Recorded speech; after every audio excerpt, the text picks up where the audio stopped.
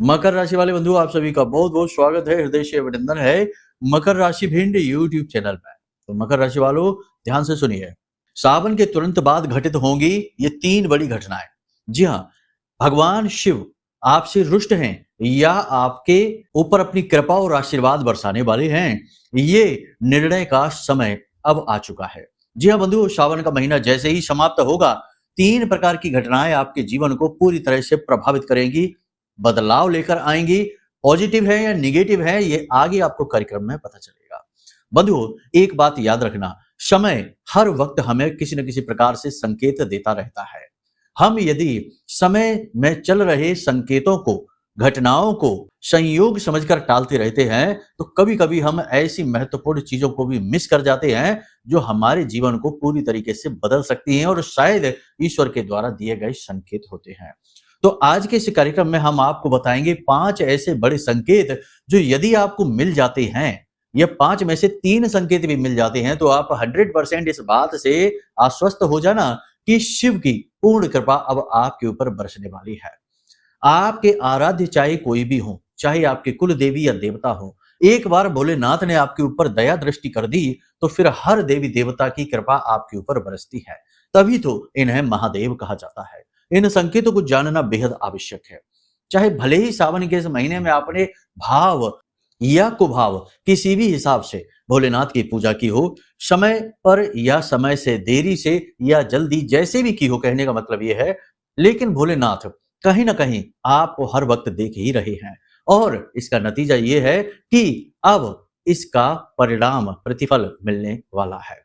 संकेतों के माध्यम से आपको सारी बातें स्पष्ट पता चलेंगी, साथ ही 5 बड़ी भविष्यवाणियों के साथ आपका आने वाले 5 से 7 दिनों का श्रेष्ठतम मार्गदर्शन होगा जो ग्रहों पर आधारित होगा। याद रखना बंधुओं कि 9 अगस्त को न केवल सावन का महीना समाप्त हो रहा है, बल्कि गुरु भी उदित हो रहे हैं जो लंबे समय से अस्त चल रहे हैं, लगभग 1 महीने से। तो अब इसका भी आपके ऊपर बहुत गहरा प्रभाव पड़ने वाला है, क्योंकि गुरु किसी भी कुंडली का आधार होता है, किसी के जीवन का आधार होता है, ज्ञान मार्ग है और उन्नति का रास्ता है। जय माई की। बंधु, गुरुदेव ने अपने साधना बल से महाशक्तिशाली पूर्ण रूप से जागृत रक्षा कवच का निर्माण किया है। यह रक्षा कवच आपकी कुंडली के सारे दोषों का नाश करता है, हर प्रकार के तंत्र मंत्र व पितृ दोष को समाप्त करता है, साथ ही शत्रुओं से भी मुक्ति दिलाता है और जातक को माँ बगलामुखी की छत्रछाया में बिल्कुल वैसे ही बचा कर रखता है जैसे एक माँ अपने छोटे से बालक को अपने आंचल में छिपा कर रखती है।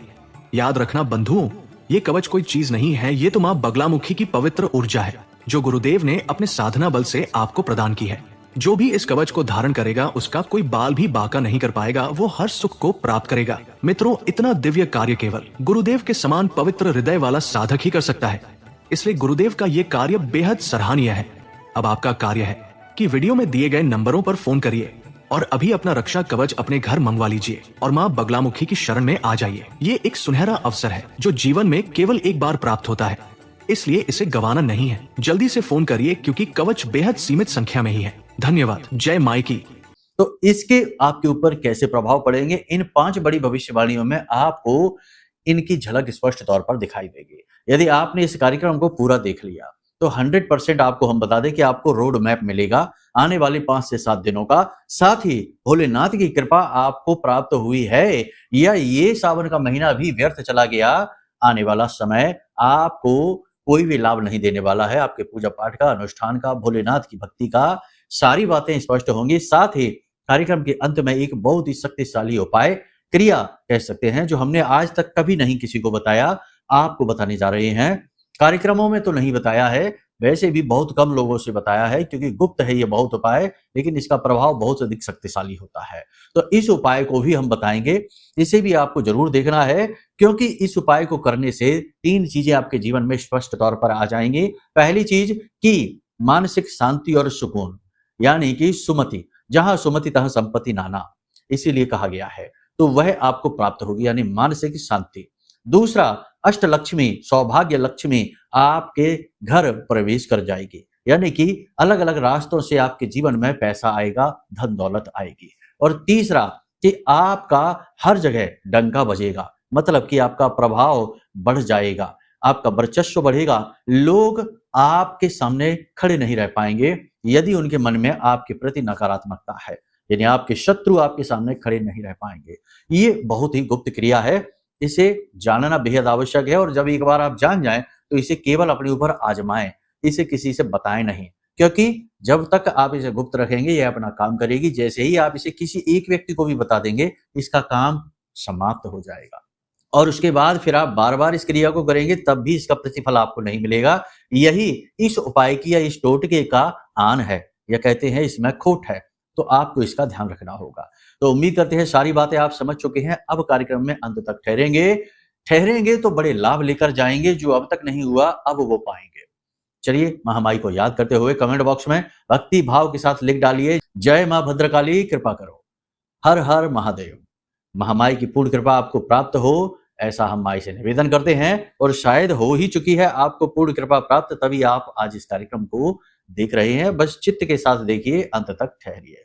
चलिए अब अपने मूल विषय को शुरू करते हैं। बात करते हैं 5 बड़ी भविष्यवाणियों की। जय माई की। बंधुओं, ज्योतिष और तंत्र विद्या के क्षेत्र में आचार्य अमित एक जाना माना नाम है।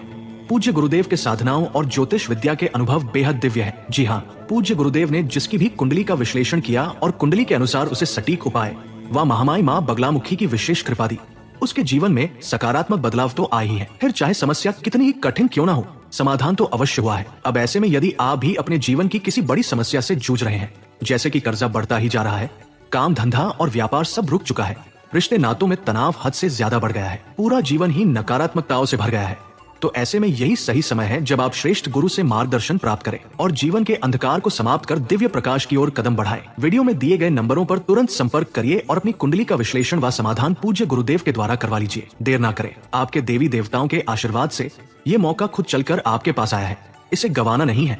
अभी फोन करें और गुरुदेव से मार्गदर्शन प्राप्त करें। महामाई आपका कल्याण करें। धन्यवाद। सबसे पहली भविष्यवाणी तो यह है बंधुओं कि आप काम करते करते, मेहनत करते करते थक से गए हैं। जी हाँ, अब आपका मन करता है कि क्यों ना कुछ समय के लिए ब्रेक लिया जाए, थकान दूर की जाए। थकान शारीरिक से ज्यादा मानसिक थकान है, क्योंकि पिछले कुछ समय से या लंबे समय से आप एक रेस की तरह भागते चले आ रहे हैं। मानसिक तौर पर आप लगातार स्ट्रगल कर रहे हैं, तो अब आप थक चुके हैं। आप किसी से भले ही चाहे ये बातें ना बताएं, लेकिन मन ही मन आप ये जानते हैं कि अब आपके मन में थकान हावी हो रही है।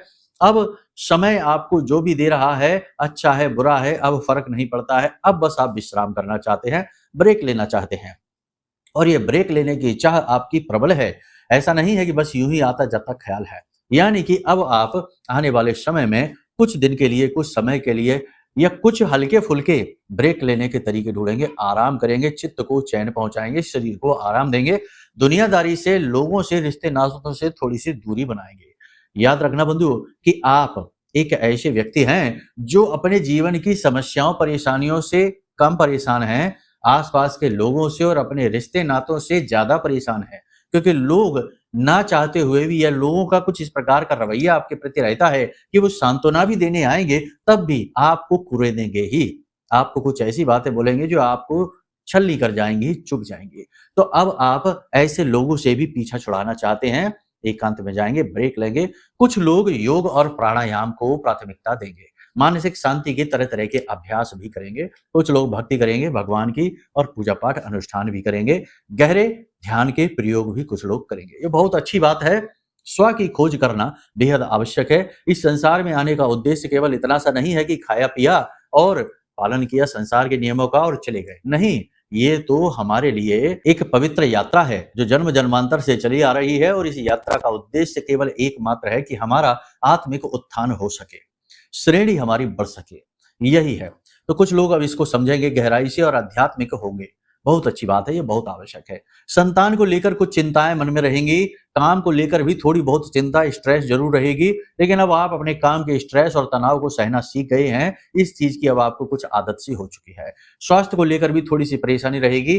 कफ और वात से जुड़े रोग परेशान करेंगे, यानी कि गले छाती में किसी प्रकार का इन्फेक्शन हो सकता है, शरीर के किसी विशेष भाग में लगातार दर्द रह सकता है, हल्का बुखार और थकान। काम की थकान तो खैर आपको है ही, इस बार की थकान थोड़ी सी अलग है। वैसे तो सामान्य थकान से आप निपट लेते हैं, लेकिन इस बार की जो काम की थकान है वह कुछ ज्यादा ही है, और अब आप ठंडे होने वाले हैं, ब्रेक लेने वाले हैं। ये बहुत अच्छी बात है, करिए आप। कर्जदार आपको परेशान करने वाले हैं, आपको फोन करेंगे, आपको रोकेंगे, आपके घर आएंगे। कर्जदारों से आप थोड़ा सा और अधिक परेशान होने वाले हैं। ये चिंता वाली बात है, टेंशन वाली बात है। आपने जो योजनाएं बनाई थी उन पर आप कार्य कर रहे हैं, लेकिन उनमें भी आपको वैसे परिणाम प्राप्त नहीं हो रहे हैं जैसे होने चाहिए थे। तो अब इस वजह से भी आपका मन थोड़ा सा उदास सा रहेगा, लेकिन आप अपने मन के ख्याल मन में ही रखेंगे, किसी को इसके बारे में बताएंगे नहीं।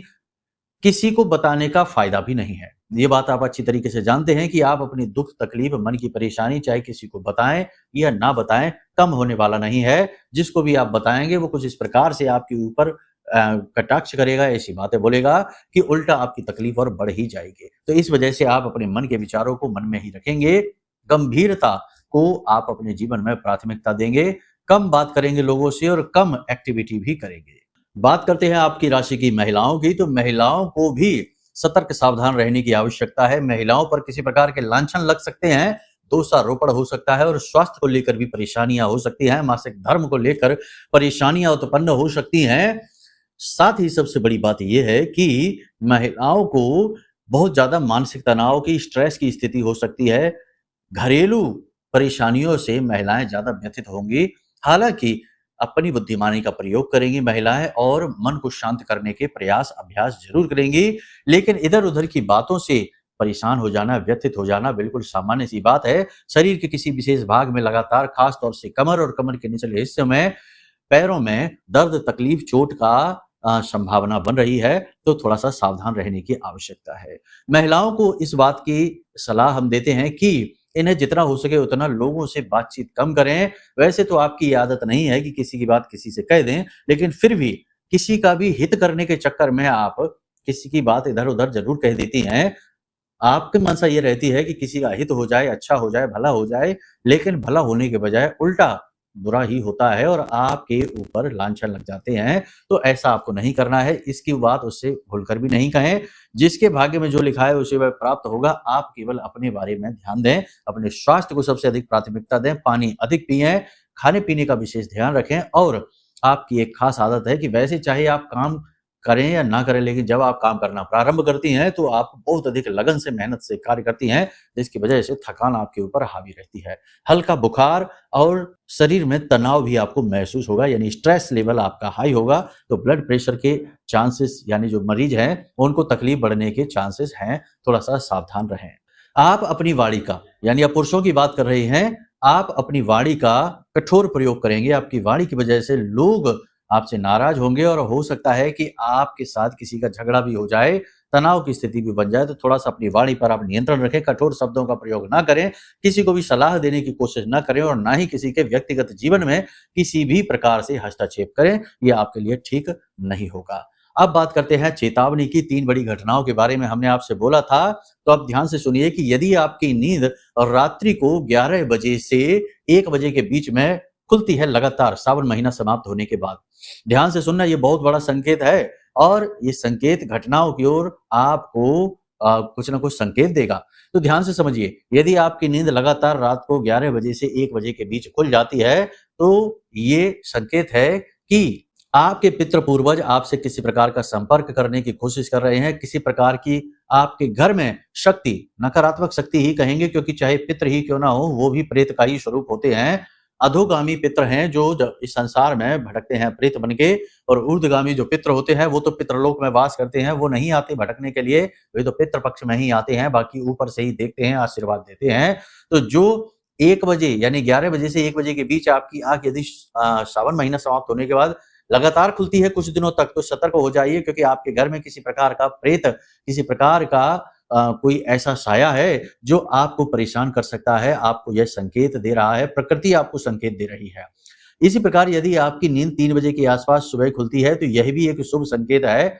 11 से 1 के बीच नींद खुलना अशुभ संकेत है। ऐसे में आपको अपने घर का स्तंभन कराना होगा, कीलन कराना होगा, और आपको अपना स्वयं का भी कीलन करना होगा, यानी अपने आसपास एक सुरक्षा घेरा अवश्य बनाना होगा, वरना आपका विनाश तय है। याद रखना कि सावन का जो महीना होता है, यह केवल देवताओं के लिए नहीं, यह भूत प्रेत पिशाचों के लिए भी होता है, क्योंकि भगवान भोलेनाथ सबके देवता हैं, भूतों के भी देवता हैं, पिशाचों के भी देवता हैं। तो ऐसे में यदि आपके आसपास किसी प्रकार की नेगेटिव एनर्जी हर प्रकार है, यानी कि प्रेत बाधा है, किसी प्रकार का कोई पैशाचिक संगत आपके साथ है तो आप भोलेनाथ की यदि पूजा पाठ करेंगे तो इससे वह पुष्ट होगा, और वह पुष्ट होगा तो वह आपकी पूजा पाठ साधना के फल को खा जाएगा और फिर आपके ऊपर हावी होगा।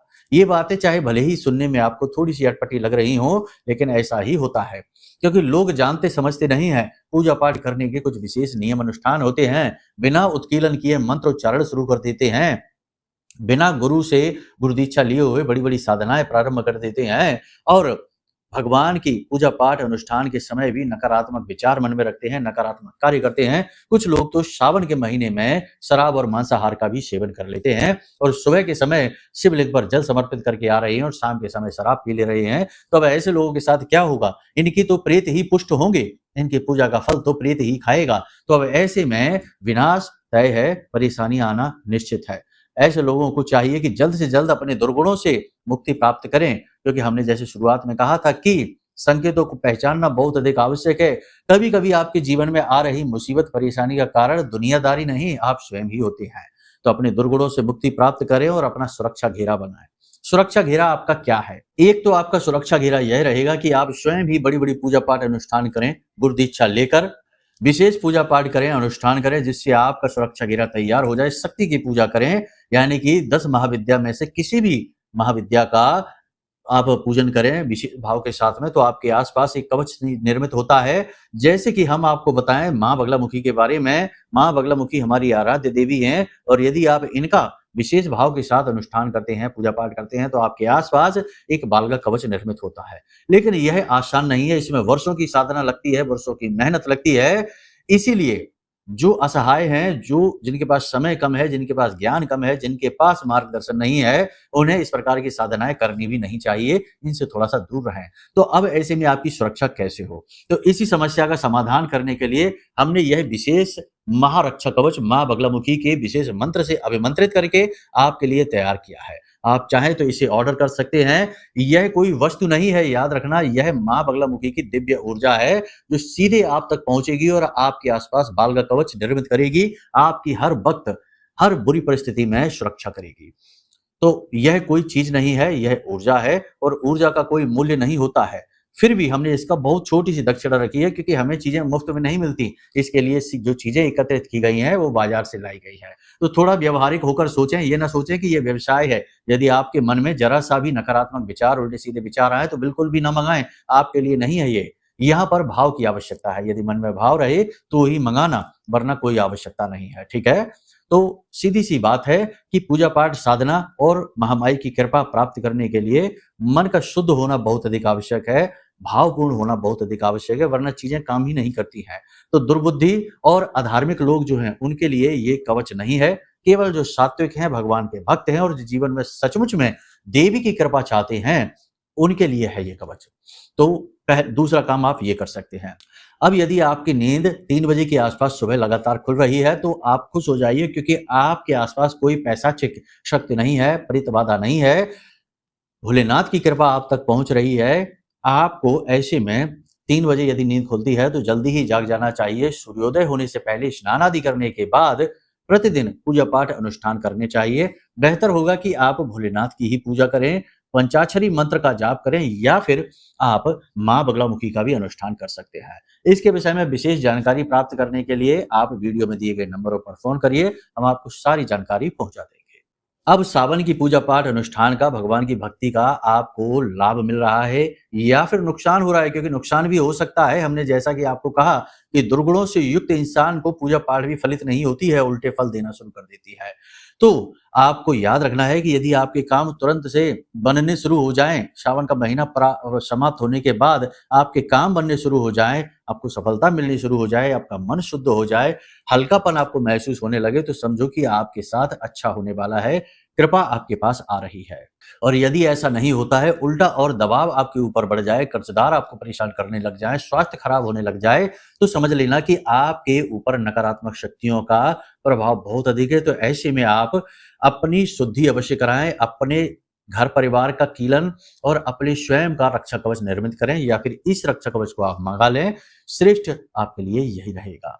तो यहाँ तक आपने सारा कार्यक्रम में जो बताया गया ज्ञान है वह अच्छी तरीके से समझ लिया है। जीवन को व्यवस्थित करें, किसी पर भी भरोसा ना करें, ब्रेक लेने का मन कर रहा है तो ब्रेक लें, कुछ समय के लिए आराम करें, दिमाग को ठंडा करें, एकाग्रचित्ता को बढ़ाएं। साथ ही अपने खान पान पर ध्यान दें, अपने स्वास्थ्य पर ध्यान दें और सबसे महत्वपूर्ण बात कि अपने आसपास के लोगों को पहचानें अवश्य, क्योंकि आपके आसपास के लोगों में ही कुछ लोग ऐसे हैं जो आपको दिखाते तो अच्छा है लेकिन अंदर से आपके लिए मन में बहुत कालिख लेकर बैठे हैं। ये समय समय पर आपको प्रताड़ित करते रहते हैं, कुछ नहीं तो अपनी बातों से ही आपको चोट पहुंचाते हैं, घात पहुंचाते हैं। बस इतनी सी बातों का आप ख्याल रखिए, वाहन आदि संभल कर चलाइए और सबसे महत्वपूर्ण बात कि बिजली से यानी करंट से बचना बहुत अधिक आपको आवश्यक है अगले 5 से 7 दिनों के लिए। अब बात करते हैं उस विशेष महा उपाय की। उपाय बहुत ही साधारण सा है, इसे एक बार करके जरूर देखना। एक लाल रंग का कपड़ा आपको लेना है, किसी भी शनिवार के दिन आप इस उपाय को करें। लाल रंग का आपको एक कपड़ा लेना है, काली हल्दी की एक गांठ लेनी है और 2 काली कौड़ियां लेनी है। इन्हें आपको उस लाल रंग के कपड़े में रखकर लाल धागे से लपेट कर एक पोटली का आकार दे देना है।